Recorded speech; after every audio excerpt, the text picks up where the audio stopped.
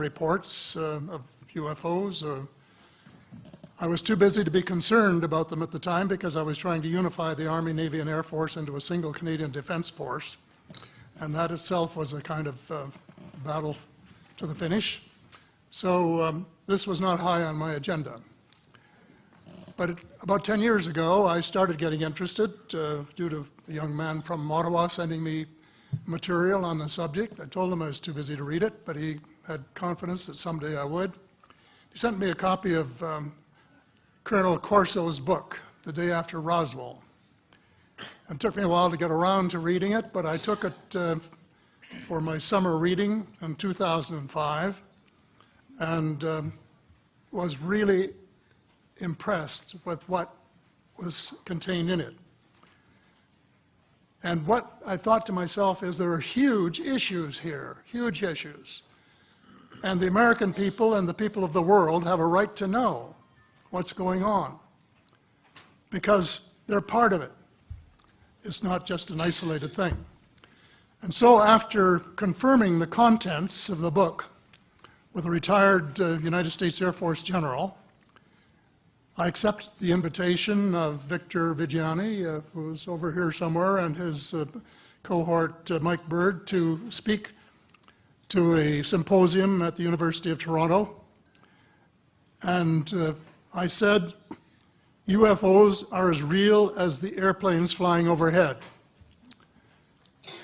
That gave me the dubious distinction of being the first person of cabinet rank in the G8 group of countries to say so unequivocally.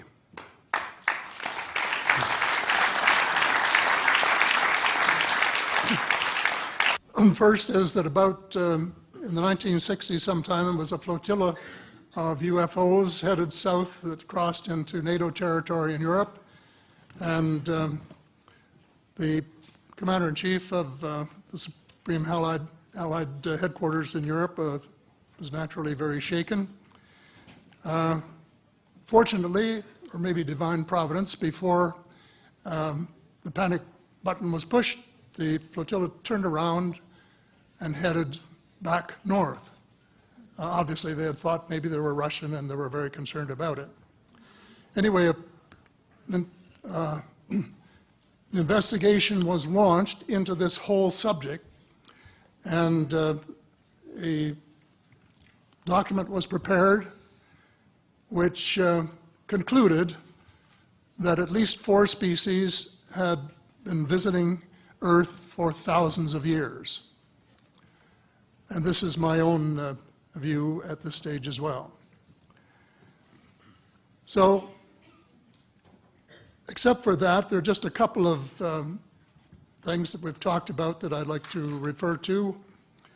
And one was that we were referring to them as they until this morning when Linda Moulton Howe, I think she was the first one, actually named 3 different species. I have brought my latest book called Light at the End of the Tunnel, A Survival Plan for the Human Species, as an aide-memoire, and I name 5 different species here. I'm aware of more now. As a matter of fact, I saw a document just a few days ago that mentioned 20. And I think you, Mr. Chairman, were interested in some of the places they might come from. And I have in here Zeta Reticuli, R-E-T-I-C-U-L-I, Reticuli, the Pleiades, Orion, Andromeda, and the Altair star systems. So I don't think we can any more refer to them as they, because they're not an amorphous mass. They are different species and consequently may have different agendas. I don't think we can say that they all have the same agenda any more than we could say that the United States, China, and Russia had the same agenda. Our real interests may be very similar, but as of now, our perceived interests are still quite far apart. One more observation before I begin what I want to say, and that is that we spent quite a bit of time talking about the 66-year-old cadavers. And I was glad to have Linda this morning finally say that there are live ETs on Earth at this present time, and at least 2 of them probably working with the United States government. The other species that I learned about not too long ago was called the tall whites. And this is when Paula Harris broke the story just a few years ago. And through her good offices, I had the chance to talk for about 3 hours with former Airman Charles Hall and listen to this absolutely fascinating story of how he was working with, first of all, he was scared out of his skin, but after that, when he got to know them, how he was working with, and finally they became to trust each other and have a good working relationship with the tall whites at the gunnery range at Indian Springs in Nevada. And these tall whites were living on United States Air Force property and working in cooperation with the United States Air Force and sharing technology with them. He wrote a book, incidentally, called Millennial Hospitality. There are 4 different versions, but Paula says that Millennial Hospitality number 2 is the best. I think that's the one I read, and it's a very interesting read if you want to sort of get inside the problem of what it's like to bump into these people floating across the terrain in the desert. Well, enough on that for now. My interest is in full disclosure. And my only caveat is I think probably I would say 95 to 98% full disclosure. I know of 1 or 2 things that I'm not sure should be in the public domain, at least yet. They will be someday, I'm sure, but not maybe immediately. But just as children survive the idea of the Tooth Fairy and Santa Claus when they become adult, I think that tax-paying citizens are quite capable of accepting the new and broader reality that we live in a cosmos teeming with life of various sorts. The fact that some other civilizations are more advanced than we are may be humbling, but that could be a necessary step in our survival.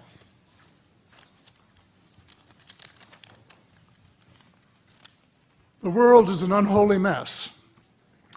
We have at best until the end of this decade. In my book, I said we have 10 years to stop global warming if we don't want it to be beyond the point of no return.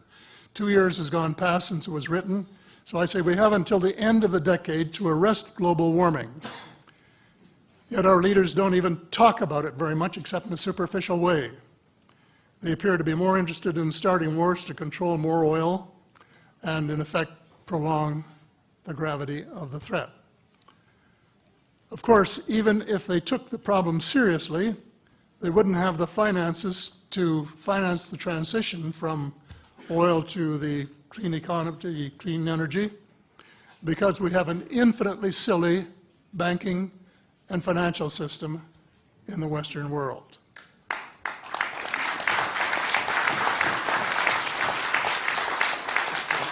And the United States Congress, I regret to say, is partly responsible, and I'd be glad to elaborate on that later if you're interested. And finally, they need the technology for clean energy. It exists, and it's being kept secret by the same vested interests who control our destiny. Who are these vested interests, and what are they up to? Well, Senator, you were talking about a military junta. In my opinion, that is true, but I have broadened and deepened the definition to cabal, and the cabal comprises members of the Three Sisters: the Council on Foreign Relations, the Bilderbergers, and the Trilateral Commission, the International Banking Cartel, the Oil Cartel, members of various intelligence organizations, and select members of the military junta, who together have become a shadow government of not only the United States, but of much of the Western world. The aim of the game is a world government comprising members of the cabal who are elected by no one and accountable to no one. And according to Mr. Rockefeller, the plan is well advanced. Does this help you to understand why our civil rights are being taken away from us? I say us, because Canada too is included in the grand plan. And the mere attempt to pursue the impossible pits neighbor against neighbor and the state power structure against everyone. All of the freedoms won by the millions of men and women who fought and died in World War II are being flushed unceremoniously down the drain. The only hope of peace is a negotiated settlement. This will require a paradigm shift in American attitudes. It involves a de facto renunciation of the plan for a new American energy and the adoption of a pledge of cooperation with all humankind to build the kind of world which we are collectively capable of. Young people everywhere need to be challenged by a noble cause. They need to be involved in arresting global warming, creating a banking system that is just and sustainable, and lead the way in the transformation to the new reality that we have to live in harmony with our celestial neighbors, as well as seeking peace on earth. In a word, we have to become spiritual beings and practice the one tenet that the world's major religions have in common, and that is the Golden Rule. In this field, too, and I just want to read one paragraph in this. This is from the late Dr. John Mack, an American secular Jewish psychiatrist who became a world leader in interviewing abductees, or experiencers, as he called them, came to this conclusion in a startling book, Passport to the Cosmos. Quote, although the aliens are not themselves gods, their behavior is sometimes anything but godlike. Abductees consistently report that the beings seem closer to the Godhead than we are, acting as messengers, guardian spirits,